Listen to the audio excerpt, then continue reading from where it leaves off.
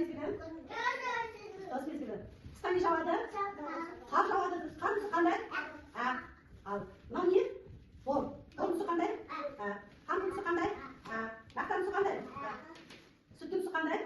Аяның түсі қандай? Олай болса балалар, бүгін біздер тәжірибе жасаймыз. Жасаған келе ма? Жақсы. Қарды ауызға салып жеуге болмайды. Олай болса қолымызға қазір қардың салмағын өлшейміз. Дәй ма?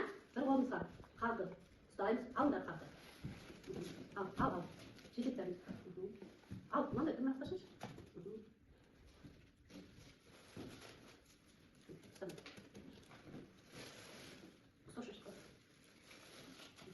Бір қолымызға қараламыз.